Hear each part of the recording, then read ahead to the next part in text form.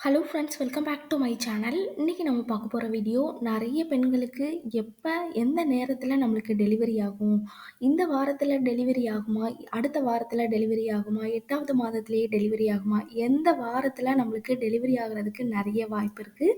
அது மட்டும் இல்லாமல் ஆண் குழந்தைனா சீக்கிரம் பிறந்துடும், பெண் குழந்தைனா லேட் ஆகும்னு சொல்கிறாங்களே, அது உண்மையா? எந்த வாரத்தில் குழந்தை தலைகீழாக திரும்பும், எந்த வாரத்துக்குள்ள குழந்தை இடுப்பெலும்புக்குள்ளே போகும், போகாத இப்போ ஒரு சில பெண்களுக்கு இடுப்பெலும்புக்குள்ள போகலாட்டி, அவங்கலாம் என்ன மாதிரியான எக்ஸர்சைஸ்லாம் பண்ணணும்? நார்மல் டெலிவரி ஆகுறதுக்கு என்ன டிப்ஸ் எல்லாம் ஃபாலோ பண்ணணும்? அத பத்தி தான் இந்த வீடியோல நம்ம பார்க்க போறோம். வீடியோவ ஸ்கிப் பண்ணாம முழுசா பாருங்க. அப்பதான் உங்களால எல்லாத்தையும் தெரிஞ்சுக்க முடியும்.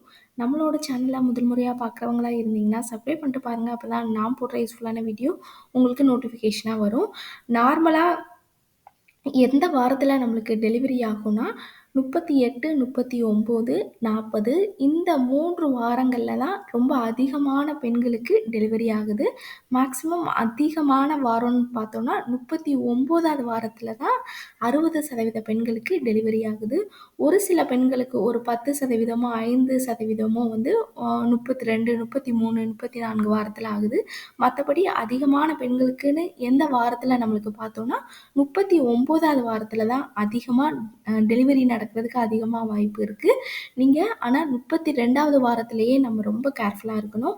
நெறைய பெண்களுக்கு 32வது வாரமோ அல்லது 33வது வாரமோ, 34வது வாரத்திலேயோ அவங்களுக்கு வந்து டெலிவரி ஒரு சிலருக்கு டெலிவரி ஆயிருக்கு. டெலிவரி பெயின் வந்து நார்மல் டெலிவரி ஆயிருக்கு. நம்மளுடைய சப்ஸ்கிரைபர் ஒரு பொண்ணுக்கு 33வது வாரத்தில வந்து குழந்தை பிறந்திருக்கு. 2 1/2 கிலோ 2.500 வந்து குழந்தையோட வெயிட்டு நார்மல் டெலிவரி ஆயிருக்கு. குழந்தை வந்து ரொம்பவே ஹெல்தியா இருக்கு. ஸோ 32வது வாரத்தில குழந்தை பிறந்தால் ஏதாவது ப்ராப்ளமானா கண்டிப்பா கிடையாது. குழந்தையோட எடை ரொம்ப கம்மியா இருக்கும். மத்தபடி எந்த ப்ராப்ளமும் கிடையாது. நார்மலா நம்மளுக்கு குழந்தையோட வளர்ச்சி முழுமையா வளர்ச்சி அடையுதுன்னு பார்த்தோம்னா, ஒரு 38 வாரமாவது ஆகணும். அப்பதான் நல்லா முழுமையா வளர்ச்சி அடைஞ்சிருக்கும். இம்யூனிட்டியோட லெவல் ரொம்ப அதிகமா இருக்கும். 32, 33, 34 வாரங்கள்ல பொறந்த குழந்தை இம்யூனிட்டியோட இருக்காதுன்னா, கண்டிப்பா இம்யூனிட்டியோட இருக்கும். இந்த குழந்தைய கம்பேர் பண்ணும்போது கொஞ்சம் கம்மியா இருக்கும். நம்ம வயிற்றுக்குள்ள வளரும் குழந்தைக்கும், நம்ம வெளியில நம்ம ஃபீட் பண்ணி வளரும் குழந்தைக்கும் நெறையவே வித்தியாசம் இருக்கு. அதுக்காக தான். ஸோ குழந்தை வந்து எந்த வாரத்தில மேக்ஸிமம் நம்மளுக்கு டெலிவரி ஆகும்னா, 38, 39. ஸோ 32வது வாரத்திலேயே நீங்க ரொம்ப கேர்ஃபுல்லா இருக்கிறது ரொம்பவே நல்லது. அப்பவே உங்களுக்கு தேவையான ட்ரெஸ்ஸு, குழந்தைக்கு தேவையான ட்ரெஸ்ஸு, ஹாஸ்பிட்டலுக்கு போறதுக்கு ட்ரெஸ்ஸு எல்லாமே பேக் பண்ணி வச்சுக்கோங்க. அது இன்னுமே ரொம்பவே நல்லது. நெக்ஸ்ட் நம்ம பார்த்தோம்னா, எந்த வாரத்தில குழந்தை வந்து தலைகீழா திரும்பும், எந்த வாரத்தில இடுப்பெலும்புக்குள்ள போகும் நம்ம பார்த்தோம்னா, குழந்தை 28வது வாரத்தில இருந்து 32வது வாரத்துக்குள்ள குழந்தை வந்து தலைகீழா திரும்பும். இப்ப அதிகமான மாற்றம், உணவு பழக்கவழக்கங்கள் எல்லாம் மாற்றத்தினால 36 வாரங்கள் வரைக்குமே எடுத்துக்கிறது. ஒரு சில பெண்களுக்கு டெலிவரி பெயின் வந்த அந்த நேரத்தில கூட குழந்தை வந்து தலைகீழா திரும்பலாம். ஸோ உங்களால முடிஞ்ச வாக்கிங் நல்லா போங்க, அதிகமா தண்ணீர் குடிங்க, பட்டர்ஃப்ளை யோகா பண்ணுங்க, ஸ்குவாட்டிங் எக்ஸர்சைஸ் பண்ணுங்க. இதெல்லாம் நீங்க பண்ணும்பொழுது உங்களுக்கு நார்மல் டெலிவரி ஆகுறதுக்கு நெறையவே வாய்ப்பு இருக்கு. அது மட்டும் இல்லாம விளக்கெண்ணெய் குளியல் எடுத்துக்கோங்க. அதிகமான வெயில் காலம் இருக்கிறதுனால இப்போ ஒரு 2, 3 நாளா மழை பெய்யுது. இதுக்கு முன்னாடி எல்லாமே பயங்கர வெயில் தானே. நீங்க விளக்கெண்ணெய் குளியல் தாராளமா எடுத்துக்கொள்ளலாம். ஒரு சிலருக்கு விளக்கெண்ணெய் குளியல் வந்து புடிக்கல, எனக்கு வந்து நார்மலாவே ஒத்துக்காதுன்னு சொல்றவங்க அவாய்ட் பண்ணிருங்க. அவங்கலாம் தேங்கெண்ணெயோ, ஆலிவ் ஆயிலோ எடுத்துக்கோங்க. ஆனா தேங்கெண்ணெயும், ஆலிவ் ஆயிலையும் விட விலை கம்மி வந்து விளக்கெண்ணெய் தான். எஃபெக்ட்டும் விளக்கெண்ணெயில தான் ரொம்ப அதிகம். விளக்கெண்ணெய் ஆம்லேட் வந்து நீங்க எடுத்துக்கொள்ளலாம். வாரத்தில 1 நாளோ, 2 நாளோ தான் எடுத்துக்கொள்ளணும். டெய்லி விளக்கெண்ணெய் ஆம்லேட் வந்து எடுத்துக்கொள்ளக்கூடாது.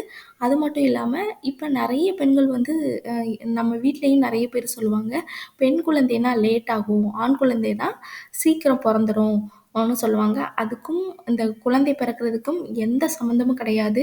உங்களுக்கு குழந்தை இடுப்பெலும்புக்குள்ள இறங்கிருச்சுன்னா, அவங்களுக்கு ஆண் குழந்தையா இருந்தா என்ன, பெண் குழந்தையா இருந்தா என்ன, சீக்கிரமே உங்களுக்கு டெலிவரி ஆயிடும். அந்த ப்ராசஸ் நடக்க நடக்க தான், அதாவது 38வது வாரத்தில தான் குழந்தை பிறக்கும். ஒரு சில பெண்களுக்கு அந்த ப்ராசஸ் வந்து அதாவது குழந்தை இடுப்பெலும்புக்குள்ள கொஞ்சம் நகர்றதுக்கு கொஞ்சம் லேட் ஆகும். அதுவும் உங்களுக்கு முதல் டெலிவரியா இருந்ததுன்னா, அதிகமான பெண்களுக்கு அவங்களுடைய இடுப்பெலும்புகள் நல்லா விரிவடையணும். அதுக்கு தேவையான அந்த வழுவழுப்பு தன்மை உள்ள போகணும். அப்படி கொஞ்சம் கொஞ்சமா அந்த நம்மளோட அந்த பிறப்புறுப்பு எலும்புகள் கொஞ்சம் கொஞ்சமா நகர்ந்து குடுக்கணும். அப்படி ஆகும் பொழுது கொஞ்சம் ஒரு சிலருக்கு டைம் ஆகும். நெறைய பெண்களுக்கு 40 வாரத்தில கூட குழந்தை பொறந்திருக்கு. 41வது வாரத்தில கூட குழந்தை பிறந்திருக்கு. அது ஆண் குழந்தையாவும் இருந்திருக்கு, பெண் குழந்தையாவும் இருந்திருக்கு. ஸோ இந்த இதுதான் இருக்குது. இந்த லேட் ஆயிடுச்சுன்னா அது பெண் குழந்தை தான். சீக்கிரம் பொறந்துட்டா நம்மளுக்கு ஆண் குழந்தை தாங்கிறது அது ரொம்ப தப்பான இது. அது வந்து உண்மையும் கிடையாது. நம்மளோட குழந்தையோட பொசிஷன், குழந்தையோட வளர்ச்சி, நம்மளுடைய உடலோட அமைப்பு எல்லாம் வச்சு தான் நமக்கு நார்மல் டெலிவரி ஆகுது. அதே மாதிரி நம்ம பண்ற ஒவ்வொரு எக்ஸர்சைஸும் ஒரு சிலர் வந்து 24 வேலை பார்த்துக்கிட்டே இருப்பாங்க. ஒர்க்கும் பண்ணுவாங்க. வீட்லயும் வந்து எல்லா வேலையும் பார்ப்பாங்க. பார்த்தா அவங்களுக்கு நார்மல் டெலிவரி அதாவது அவங்களுக்கு டெலிவரி பெயின் கூட அவங்களால இதுதான் டெலிவரி பெயினா? நார்மலா நம்மளுக்கு வயிறு தானே வலிக்குதுன்னு நெனைப்பாங்க. ஆனா அது பார்த்தா பிரசவ வலியா இருக்கும். ஸோ ஒர்க் பண்ணிக்கிட்டே இருந்தீங்க நல்லா உங்களால எந்த அளவு ஒர்க் பண்ண முடியுதோ, அந்த அளவு ஒர்க் பண்ணுங்க. நம்மளால இது முடியாதோ, அது முடியாதோலாம் கிடையாது.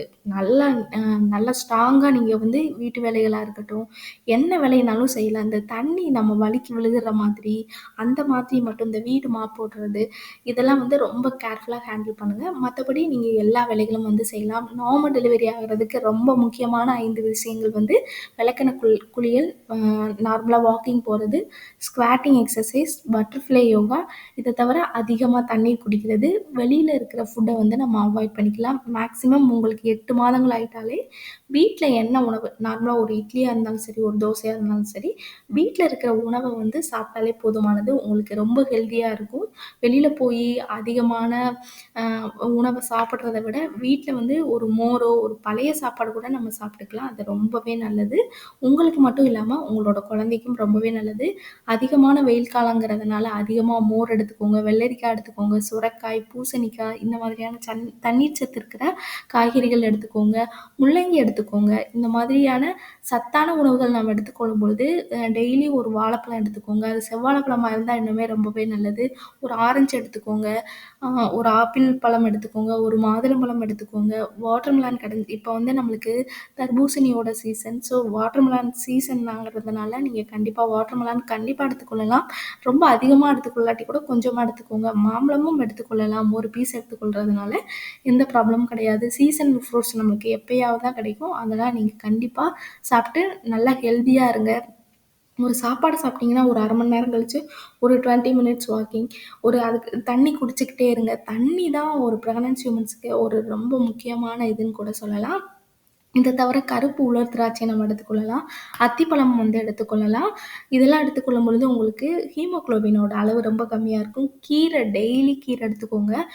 என்ன கீரை கிடைக்குதோ அந்த கீரை வந்து ஒரு பொரியல் மாதிரியோ, ஒரு சூப் மாதிரியோ போட்டு எடுத்துக்கொள்றது ரொம்பவே நல்லது. ஓகே ஃப்ரெண்ட்ஸ், இந்த வீடியோ உங்களுக்கு ரொம்பவே யூஸ்ஃபுல்லா இருக்கும்னு நெனைக்கிறேன். இந்த வீடியோ பிடிச்சிருந்ததுன்னா லைக் பண்ணுங்க, ஷேர் பண்ணுங்க, கமெண்ட் பண்ணுங்க. மறக்காம சப்ஸ்கிரைப் பண்ணிடுங்க.